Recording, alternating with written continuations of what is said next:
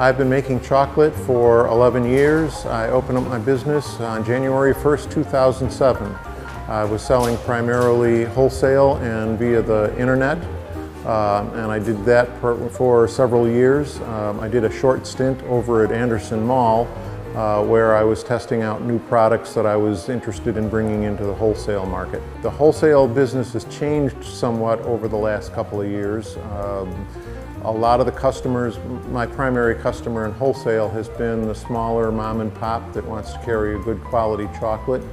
Also a lot of local related customers, but a lot of those companies have gone out of business.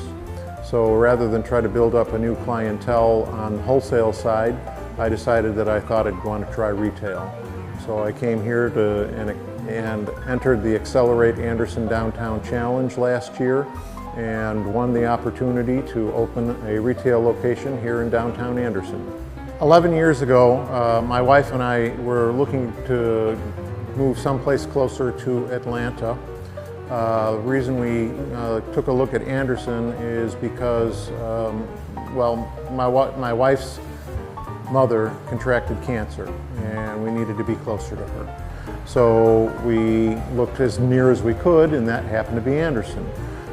When we came to Anderson, we found it to be a very charming little town with wonderful people that were very open and accepting.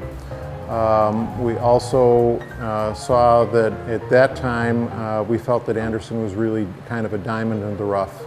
And I had my eye on opening the chocolate business at that point anyway, so I really decided that not only was Anderson a diamond in the rough, but I thought that this would be a good place for me to try to help bring it into a carved, gleaming diamond.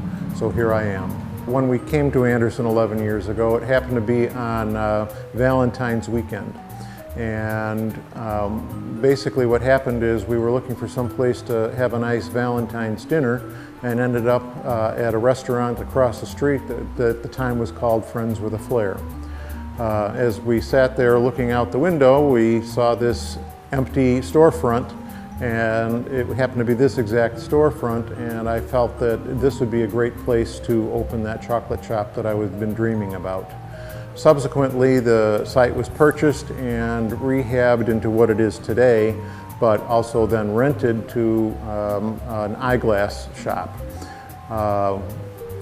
As we were going through the process of the Accelerate Anderson Downtown Challenge, the owner of the eyeglass shop called me and said, "Would you be interested in this location?" So I jumped at the chance and spoke with the landlord, and everything worked out, and here I am at 111 North Main Street. Chocolate was always that comfort food that I had growing up. The company, what got me into chocolate in the first place is that the company that I loved their product as a kid, and it was my comfort food, they went out of business in 2002. So I said, where am I going to get that chocolate that I love so much? I'm going to have to learn how to make it. So that's what got me into chocolate in the first place. Turned out that I loved doing it. I thoroughly enjoy every minute of it, and just followed that passion. I'm mostly self-taught. I did do a course in chocolatiering that was kind of geared towards learning the basics and learning what was needed to do a chocolate business. But that was largely I'm self-taught. As far as the ingredients are concerned, I try to be as all-natural as possible. Wherever possible, I use locally sourced ingredients. While the strawberry farm was in full swing production, I was getting our strawberries from them, and the taste difference is phenomenal between those and other strawberries that I find either locally or sourced from the produce markets. In addition to that, I try to use, like I said, as many local ingredients as possible. I've used locally sourced peanuts, I've used locally sourced pecans. It's hard to get other ingredients that are actually locally sourced because South Carolina doesn't produce too many other kinds of ingredients. But the chocolate that I used is an American-made chocolate by an American-owned, family-owned company. That to me is very important and very critical, and the quality of that chocolate is every bit as good as anything that comes out of Europe or any place else in the world. We definitely take advantage of First Fridays. First Friday of the month is, of course, Anderson's opportunity for retailers to stay open late, offer specials, that sort of thing.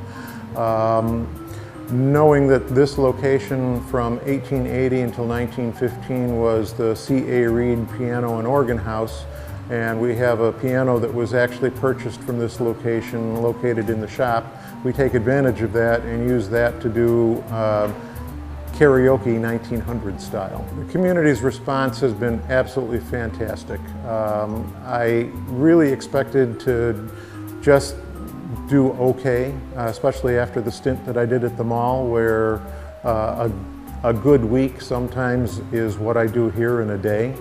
So I'm very happy to be doing what I'm doing downtown. The mall was not the location for what it is that I'm doing. The clientele is wrong. Downtown has been fabulous. I get so many people that come in and say that they're so happy that I'm here. They tell me that I'm a great addition to the community, and they love what I've done with the shop as far as decor and as far as the way it's decorated.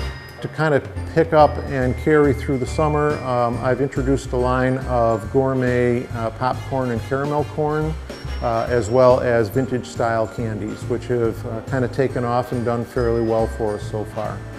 We offer rock candy, Necco wafers, Chiclets gum, candy sticks, cotton candy, and of course the popcorns. We've got a gourmet caramel corn, butter pecan corn, cheese corn, and an Italian style cheese corn that I've created. Our regular hours are Tuesday and Wednesday, 10:30 until 5:30 p.m. On Thursdays and Fridays, we're open till from 10:30 till 7 p.m. On First Fridays, we stay open till 8 or 8:30 when the last customers start to leave. Saturdays, we're open from 10:30 till 5:30. Closed Sunday and Monday. We do Facebook and have a good Facebook presence. We've done some Twitter.